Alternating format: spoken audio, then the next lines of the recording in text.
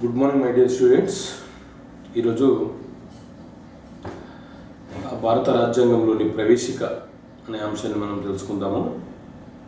గత క్లాసులో భారత రాజ్యాంగం యొక్క చారిత్రక నేపథ్యము, భారత రాజ్యాంగ రచనకు రాజ్యాంగ పరిషత్తు, రాజ్యాంగ ముసాయిదా కమిటీ ఏ రకంగా కృషి చేసింది, అలాగే వివిధ దేశాల రాజ్యాంగాలను అంటే దాదాపు 60 దేశాల రాజ్యాంగాలను పరిశీలించి భారత రాజ్యాంగానికి కావాల్సిన భారత ప్రజల శ్రేయస్సు కోసం అవసరమైనటువంటి అంశాలను సేకరించి భారత రాజ్యాంగంలో పొందుపరిచి భారత రాజ్యాంగాన్ని 395 ఆర్టికల్లతో 22 భాగాలతో 8 షెడ్యూళ్లతో రూపకల్పన చేశారు అని చెప్పి మనము తెలుసుకున్నాం.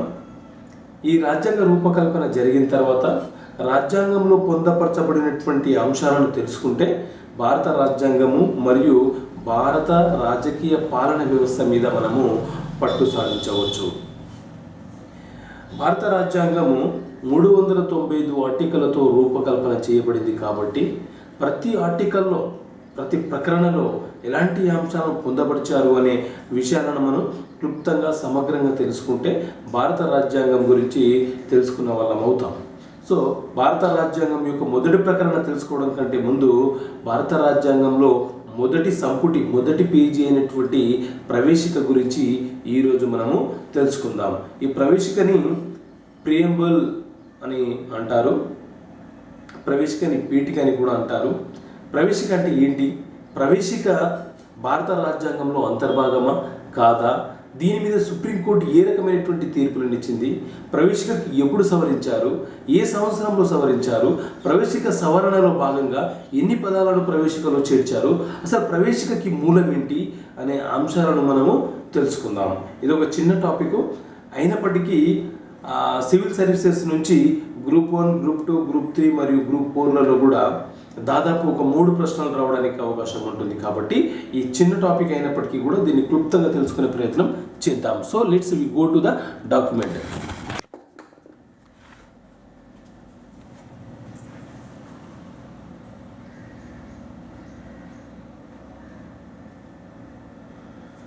ప్రవేశిక, ప్రియంబుల్.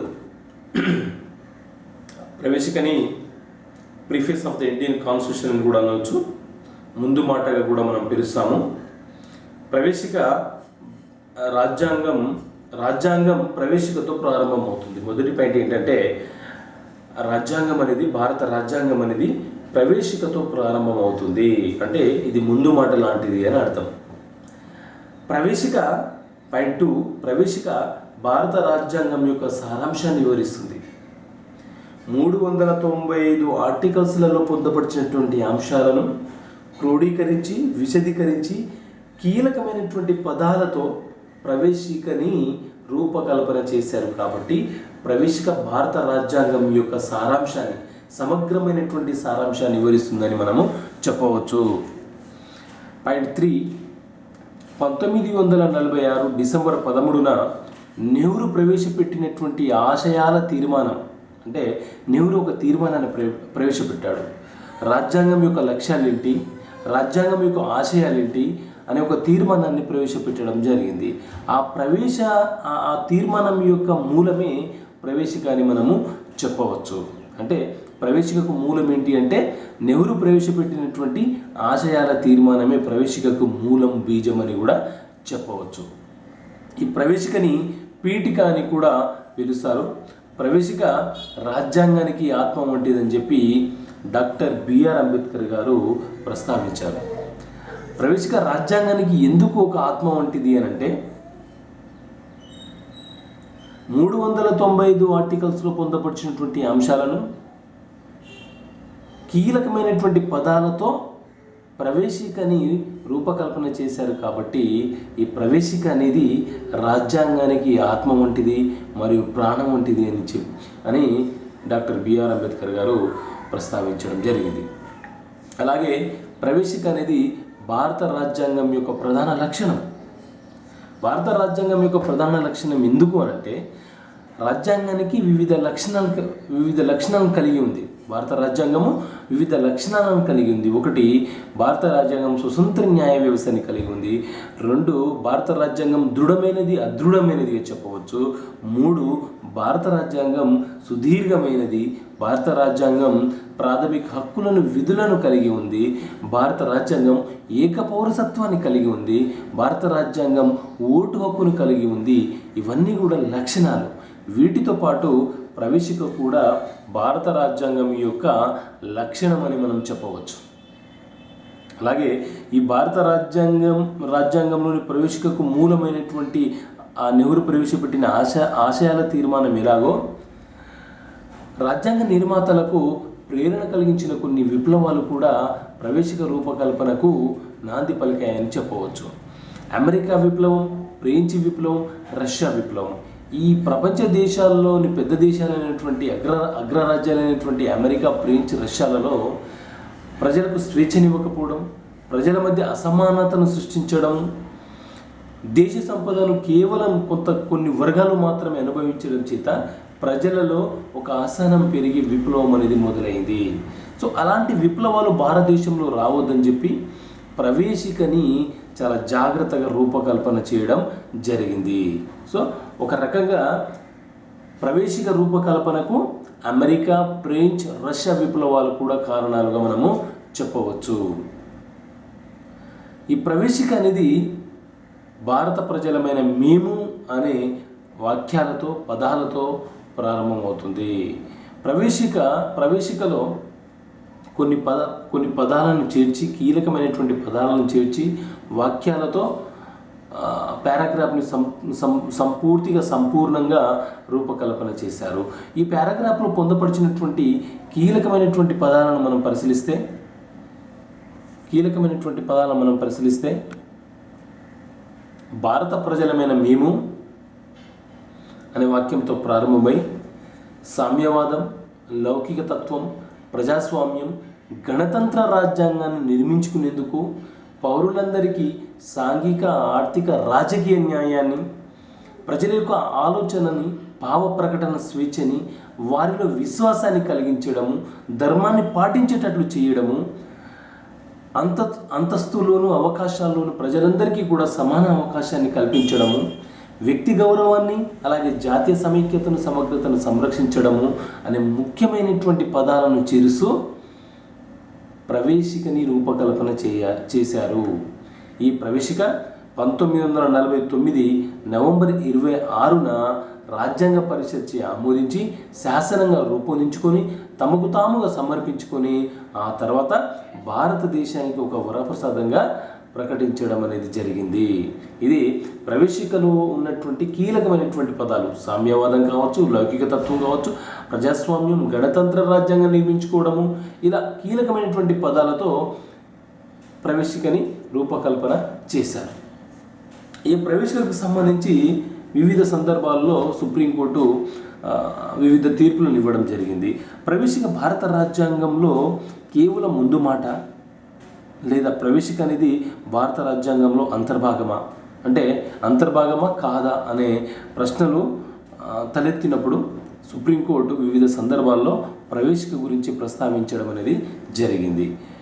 ఏ సందర్భాల్లో ఏ కేసుల విషయంలో ప్రస్తావించింది అనేది మనం తెలుసుకుంటే 1960 బేరుబారి కేసు.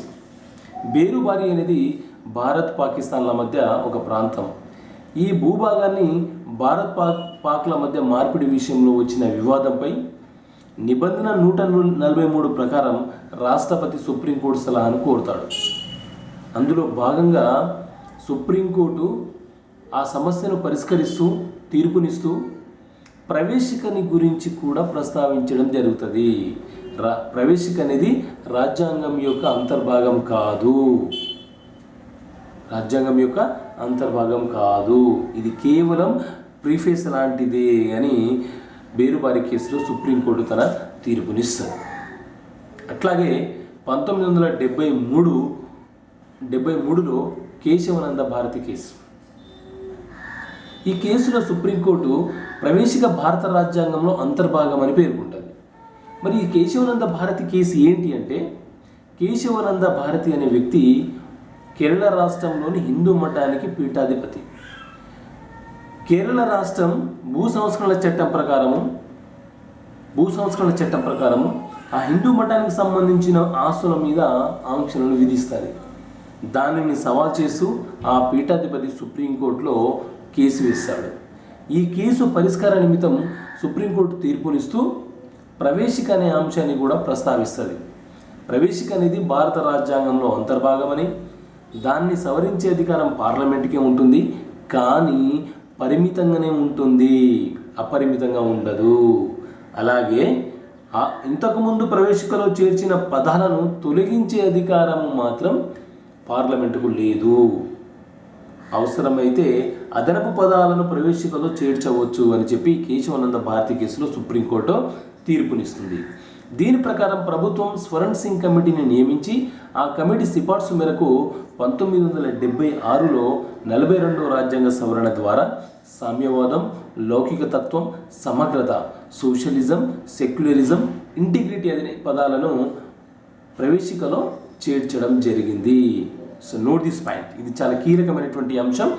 భారత రాజ్యాంగంలోని ప్రవేశికకు జరిగిన మొదటి మరియు చివరి సవరణ ఏంటి అంటే 1976లో 42వ రాజ్యాంగ సవరణ ద్వారా ప్రవేశికలో సామ్యవాదం, లౌకిక తత్వం, సమగ్రత అనే పదాలను చేర్చారు. ఇదే మొదటి మరియు చివరి ప్రవేశిక యొక్క సవరణ అని మనం చెప్పవచ్చు. అలాగే 1994లో ఎస్ఆర్ బొంబాయి కేసులో, 1995 ఎల్ఐసి ఆఫ్ ఇండియా కేసులో కూడా సుప్రీంకోర్టు ఆ కేసులను పరిష్కరిస్తూ ప్రవేశిక అంశాన్ని కూడా ప్రస్తావిస్తూ ప్రవేశిక అనేది రాజ్యాంగంలో అంతర్భాగమే అని చెప్పి ప్రస్తావించడం జరిగింది. సో దానిని బట్టి ప్రవేశిక అనేది భారత రాజ్యాంగంలో అంతర్భాగంగా పార్లమెంటుకు పరిమితంగా మాత్రమే సవరించే అధికారం కలిగి ఉంటుంది, కానీ అపరిమితంగా ఉండదు. ఇంకొక ముఖ్యమైన పాయింట్ ఏంటంటే ప్రవేశికకు న్యాయ సంరక్షణ లేదు. ప్రవేశికలోని అంశాలను ఉల్లంఘన జరిగినట్లు, కించపరిచినట్లు, రాజకీయ నాయకులు పాటించట్లేదని, అధికారులు విస్మరిస్తున్నట్టు భారత ప్రజలమైన మనము కోర్టులో సవాలు చేసే అవకాశం లేదు. దీనికి న్యాయ సంరక్షణ లేదు. సో ఇది ప్రవేశికకు సంబంధించినటువంటి అంశం. ప్రవేశిక అనేది ఒక చిన్న టాపిక్. సో ఈ రోజుకి ప్రవేశిక ఈ అంశాన్ని గురించి మనము తెలుసుకున్నాము.